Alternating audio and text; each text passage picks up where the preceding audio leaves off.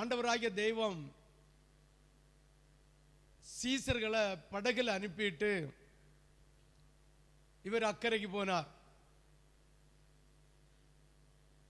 இவர்கள் படகுல இருக்கும்போது நல்ல காற்று வந்தது. படகு அமிழ்ந்து போற விதத்தில் என்ன வந்தது? காற்றடிக்கப்பட்டது.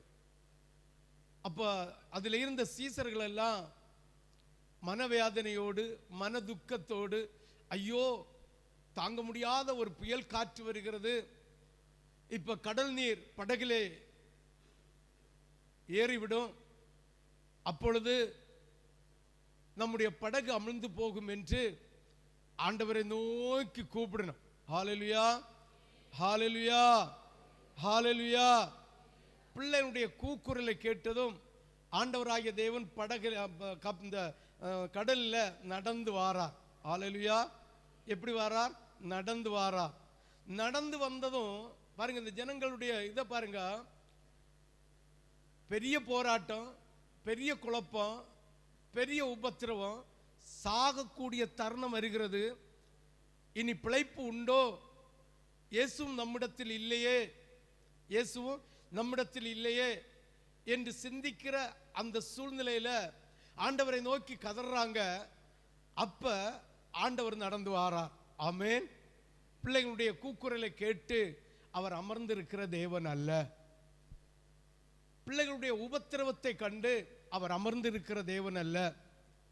பிள்ளைகளுடைய வேதனை கண்டு அவர் அமர்ந்திருக்கிற தேவன் அல்ல.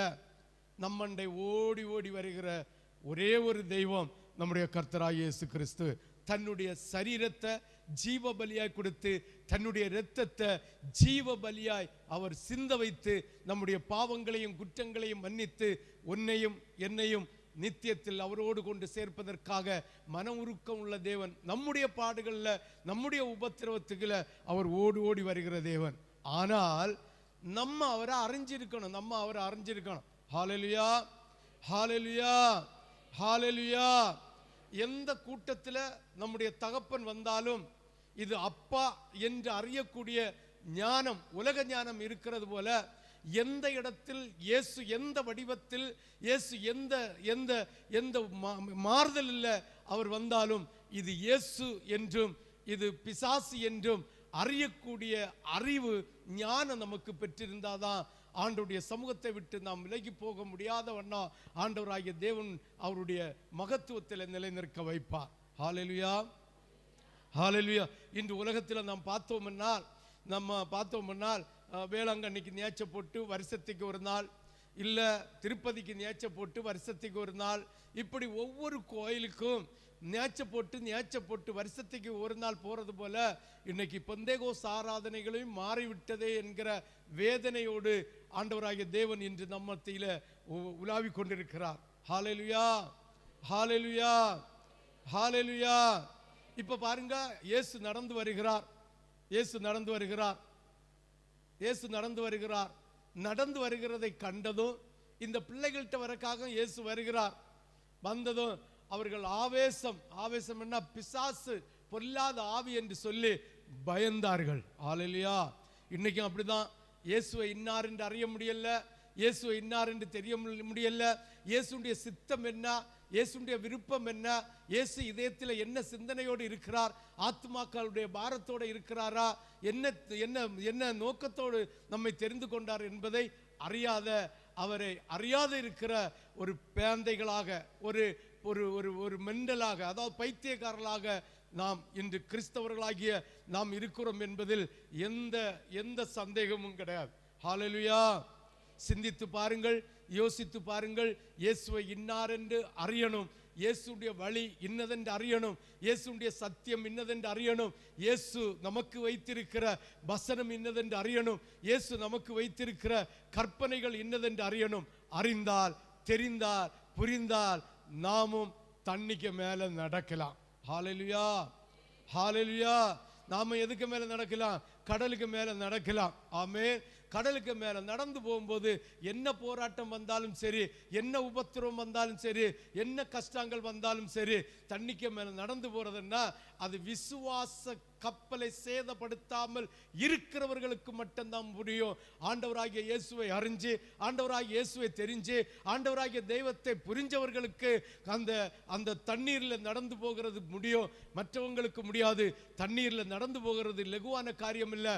அதாவது கர்ணம் தப்புனா டிரைவர்களுக்கு சொன்ன ஒரு இது, கர்ணம் தப்புனா மரணம் என்று சொன்னது போல தண்ணியில் போகும்போது, தண்ணி மீது நடந்து போகும்போது அப்படியே நம்ம ஏதாவது ஒரு குழப்பம், ஒரு காற்று, ஒரு புயல் வந்துட்டா, இல்லைங்க நம்ம விசுவாச குறை வந்துட்டா தண்ணிக்குள்ள அமிழ்ந்து போய் தன் ஜீவனை கொடுக்க வேண்டிய சூழ்நிலை உண்டாகும்.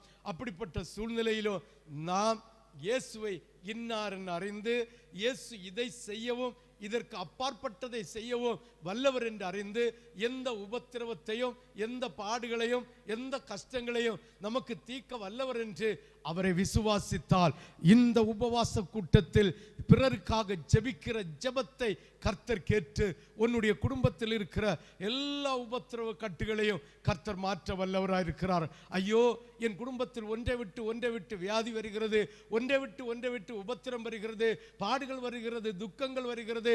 ஒரு நாள் சந்தோஷமாய் இருந்தால் 3 நாள் துக்கமாய் இருக்கிறது. ஒரு மாசம் சந்தோஷமாய் இருந்தால் 1 வருஷம் வேதனையா இருக்கிறது. சத்துருவானவனுடைய போராட்டம் இருக்கிறது. ராத்திரி சொப்பனத்தில் வேதனைப்படுத்துகிறார், சரீரத்தில் வேதனைப்படுத்துகிறார், குடும்பத்தில் வேதனைப்படுத்துகிறான் என்று கண்ணீரோடு வந்திருப்பீர்களானால், தண்ணீர் மீது நடக்கிற விசுவாசம்தான் பெந்தேகோஸ்தே வாழ்க்கை. இந்த பெந்தேகோஸ்தே வாழ்க்கையில தண்ணீர் மீது நடந்து போகும்போது உன்னுடைய இருதயம் ஆண்டவரை மட்டும் பற்றி இருக்க வேண்டும். வருகிற காற்றுக்கு, வருகிற புயலுக்கு, வருகிற உபத்திரவத்திற்கு செவிசாய்க்காமல், கண் போகாமல் ஆண்டவரை மட்டும் உற்று நோக்கினார். அவர் சொல்லுவார், நீ பயப்படாத, நான் உன் பட்சத்தில் இருக்கிறேன், உன்னை கைவிட மாட்டேன் என்று சொல்லுவார். இல்லாவிட்டால் அற்ப விசுவாசியே எதுவரைக்கும் நான் உங்க கூட இருக்க முடியும் என்று அவர் நம்மை பார்த்து பரிகாசம் அடிக்கிறவராயிருப்பார் என்பதை நாம் புரிந்து கொள்ள வேண்டும். பேதுரு கேட்கிறான், ஆண்டவரே நீர் மட்டமா நடப்பீரர், ஞானம் வர வேண்டும், என்னையும் நடக்க செய்யும் என்று சொன்னபோது ஆண்டவர் சொன்னார், வா பேதுருவே, விசுவாசத்தோடு வா. இந்த பெந்தேகோஸ்து வாழ்க்கை, இந்த துதி ஆராதனை என்று சொன்னால் அது விசுவாசத்தோடு இருக்க வேண்டும். நம்முடைய இருதயம் ஒருமனப்பட வேண்டும். நம்முடைய இருதயம் இயேசுவை நோக்கி பார்க்க வேண்டும். ஒரு மனுஷனையும், ஒரு ஊழியக்காரனையும் நோக்கி பார்க்க கூடாது. இயேசுவை நோக்கி பார்த்தால் பரத்தில் இருக்கிற தேவன், வானம் திறக்கப்பட்டு உன்னதமான தெய்வம் இன்று நமக்கு அற்புதங்களையும் அடையாளங்களையும் வானத்திலிருந்து அவர் முன்மாறிய போல சொரிய வல்லவராயிருக்கிறார். விசுவாசிக்கிறவர்கள் ஒரு அல்லேலூயா சொல்லலாமே. இப்பொழுது பேதுரு கடலில் அப்படியே அந்த தண்ணீரில் நடந்து போகிறார். நடந்து வந்தபோது கொஞ்சம் தூரம் வருகிறார். வந்து கொண்டே இருக்கும்போது காற்று அடிக்கிறது, புயல் வருகிறது, கொந்தளிப்பு உண்டாகிறது. அவன் பயப்படுகிறான். இன்று வாழ்க்கையில சாத்தான் நமக்கு கொண்டு வருகிற ஒரு தந்திரம் பயம். புருஷனை கண்ட பயம், மனைவியை கண்ட பயம், பிள்ளைகளை கண்ட பயம், மரண பயம், கடத்தை கண்ட பயம், வியாதியை கண்ட பயம், என்ன ஆகுமோ என்று இருதயத்திலே நடுங்குகிற ஒரு பயம். இந்த பயத்தை சத்துரு கொண்டு வருவான். இதற்கு நாம் இடம் கொடுக்க கூடாது. எந்த புயல் வரட்டு, எந்த உபத்திரம் வரட்டு, எந்த வியாதி வரட்டு, எந்த கடன் பிரச்சனை வரட்டு, எந்த கஷ்டம் வரட்டு, சொல்லணும், ஆண்டவரே நீர் என் கூட இருக்கிறது நிமித்தம் நான் பயப்பட மாட்டேன். நீ அவைகளுக்கு ஒன்றும் பயப்பட வேண்டாம், நான் உன் பட்சத்தில் இருப்பேன், நான் உன்னோடு இருந்து உன்னை மகிமைப்படுத்துவேன் என்று சொன்ன தெய்வம் இந்த பேதுரோடு இருப்பாரா, இருக்க மாட்டாரா? இவன் பயத்தில் அவன் நடக்க முடியுமோ? சாதா நடந்துடலாம், இந்த புயல் காற்று வெள்ளத்தின் நிமித்தம் நடக்க முடியுமோ என்கிற சிந்தனை அவன்கிட்ட வந்தது. அமிழ்ந்து போனான். ஹல்லேலூயா, ஹல்லேலூயா. ஆனாலும் நம்மை கைவிடாத தேவன், எந்த உபத்திரவத்திலும், எந்த பாடுகளிலும், எந்த கஷ்டங்களிலும், எந்த வியாதிகளிலும், எந்த கடன் பிரச்சனையிலும், ஐயோ வாழ முடியாது என்கிற சூழ்நிலையிலும், வியாதியினால் குணப்படுமோ என்கிற சூழ்நிலையிலும் ஆண்டவராகிய தெய்வம் நமக்கு கை தருகிற தெய்வம். இந்த பேதுருவை அப்படியே கரம் நீட்டி தொட்டு பிடித்து, யாண்டா நீ அற்ப விசுவாசியா இருந்த, நீ ஏன் சந்தேகப்பட்ட, நீ ஏன் பயப்பட்ட, நீ பயப்படாதே என்று சொல்லி கையை தூக்கி விட்ட தேவன் இன்று நம்ம மத்தியில் வந்திருக்கிறார்.